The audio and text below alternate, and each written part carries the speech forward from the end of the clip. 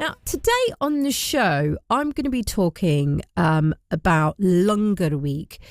It's spelt Langar. And I really want to extend this out and I'll explain more. Langar Week, it's become an annual date in the diary. It was set up by the Sikh Press Association, designed to highlight the Sikh practice of Langar. Now, if you've ever been to a Sikh temple, which is known as a Gurdwara, you'll be aware that they provide free food for all, no matter what your religion, background, 24/7. So you can go to a local Sikh Gurdwara and you can partake in this communal meal. And it is shared by all who come to the Gurdwara. I'm going to be delving into getting more of an understanding of what is taking place for Langar Week and the hundreds of thousands of Sikhs, not just in London, but of course across the country, who are coming together to mark Langar Week. When I said I wanted to extend this out, you know, we have such a rich history here in London, don't we?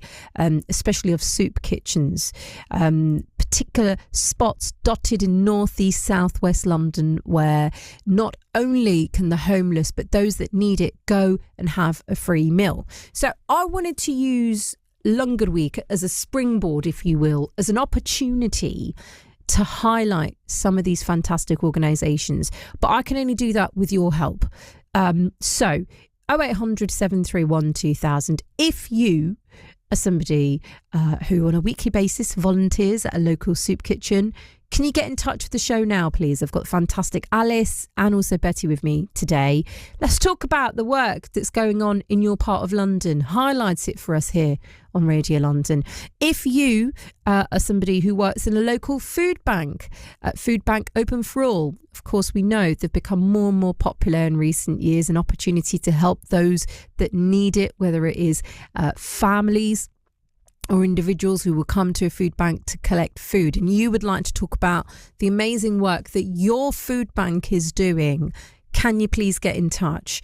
0800 731 2000 is the number. Eddie is forever teasing me, isn't he? And I'm looking at the team here, constantly teasing me. Shay, you're always eating. It's always about food. But I genuinely do think when it comes to food, it does make the world go round, and it brings so many of us together in many different ways. And sometimes, in the hardest of times, just sharing a piece of bread can really help. So I really today, off of the back of Langar Week, wanted to talk about, and I just want to hear from as many different organisations, people, communities, whether you're a youth club and on a weekly basis you're providing a free breakfast club to young teenagers who get to enjoy that. If you are volunteering on the streets of London, you're giving free food, can you get in touch? This is an open call, if you will. 08000 321 333. Start the message with London on WhatsApp. You can always drop me a text. If you want to remain anonymous, you know me by now, I'll completely respect that. So you can text us on 81333, start the message with London. It may well be the case, look, I get it, it may well be the case that you go to a local food bank on a weekly basis. You may not want to talk to me, but if you just want to text in the name of that food bank so we can give them a shout out, let's do that today on BBC Radio London. There may well be people tuning into BBC London right now who need a little bit of help and support, and they're not aware of where their local soup kitchen is. They're not aware of where their local food bank is, or the timings or the days that they're open. So I feel like we can all do that together here on Radio London. You'll know, won't you? I think we all do. We all know where our community centres are, where we live, no matter what borough of London you're based in. You'll also know the volunteering groups, the local soup kitchens, the food banks. You may have gone past them, you drive past them. So this is your chance, please, on Radio London. I really would love to hear from you, to speak about the work that you're doing, your organisation is doing. Maybe it's been an organisation that has helped you. 0800 731 2000 is the number. Don't be shy. I really would like, and I think it's going to help a lot of people, to hear from you this afternoon. So get in touch, please. 0800 731 2000. BBC Radio London. Do you know, producer Alice said something during that track, and I thought it's a very good point. She's just saying to me that she wasn't aware about Langar Week. And look, I think there's going to be a lot of you, many of you tuned into Radio London right now, who may not have even heard of the word Langar. Now, in Punjabi, I speak Punjabi fluently. It's pronounced Langar, but I also think it's important to say it the English way, because you might be thinking, well, I want more details here. How do I find out about it? So you can also pronounce it Langar, Langar. So Langar Week. Now, it's an annual Sikh Press Association campaign, and it's designed to highlight the Sikh practice of Langar. So if you're not aware, Langar is the communal meal. It's shared by all who come to the Gurudwara, which is a Sikh temple. And it's been a part of the Sikh community since the inception of the faith, since the beginning of the religion, since the time of Guru Nanak Dev Ji, who is the first guru of the Sikh religion. Now, essentially what happens, if you've never been in a Sikh temple, attendees will all sit at an equal level on the floor. They eat the same vegetarian food. It's prepared in the same pots. And in this way, Langar serves, it's almost like a ritualistic expression of the equality of all humans. Now, you may well have seen one of the biggest Sikh temples in Europe is actually here in London. It's in Southall, big up Southall. I'm from West London, and I remember it very well when Her Majesty the Queen, the late Majesty the Queen, had sent her guardsmen to help open. They had an opening ceremony of the Gurdwara a number of years ago. He was then Prince Charles, of course now King Charles, has also attended the Gurdwara. And essentially, that's the whole point of this. Even royalty, have gone in to the Gurdwara, and everyone is on the same level playing field. Everyone's head is covered, and you have an opportunity to enjoy a communal meal together. But why Langar Week? What has this got? What is Langar that takes place 24/7 in all Sikh temples across the country, across the world? What has that got to do with Langar Week? Well, I'm joined now on the line with Rupinder Kaur. She is co-founder of the Sikh Press Association. Great to have you on BBC Radio London, Rupinder. Thanks for joining me this afternoon. Yeah, thank you for having me again. It's always a pleasure. Oh, and thank you for the opportunity again, just to kind of educate and explore and really talk about something that is, I think, just a magical part of the Sikh community. It's quite something. I like the term that you use in terms of educating. The Sikh faith is, if I'm correct, the 5th largest religion in the world, and yet not a lot of people know much about it. No. And Sikhs have been in this country for a long time. And so do you ever feel some form of frustration at the fact that you've kind of got to constantly, quote, keep educating people? Definitely not a frustration. It's cyclical, right? So there are always people that will never know. And it just makes it more of an opportunity for us to talk about the Sikh faith and, the different tenets of it and who we are as a people and who we are as a community. It's the same as I feel, educating children all the way up to kind of people who you'd never really have crossed paths with. So absolutely not a frustration. We kind of shift that terminology to look at the opportunity that we have in order to kind of talk about us as a community, the impact that we have in Britain, but also globally, really. So let's delve into that, shall we? Yeah. He's known as my work husband here, Eddie Nestor, and he's constantly teasing me, is Eddie, and he'll always say to me, Shay, you're the biggest foodie. You're constantly eating or talking about food. But I do put that down to my religion, to my faith, because the founder of Sikhi is Guru Nanak Dev Ji. And it was this key tenet of providing free communal food, communal meals for everyone, which began at the beginning of this religion. Tell me more about that. So I think the concept of a free kitchen, although we may talk about it today, and yes, and it's still quite exciting, at that point it was a huge pivotal moment, because it's beyond the fact that you're providing a free kitchen and free food. It's essentially it comes down to a political narrative where you're bringing everybody down without judgment to the same level. You're meeting people at the same level. So I think in that sense, it's the movement at that time was unprecedented.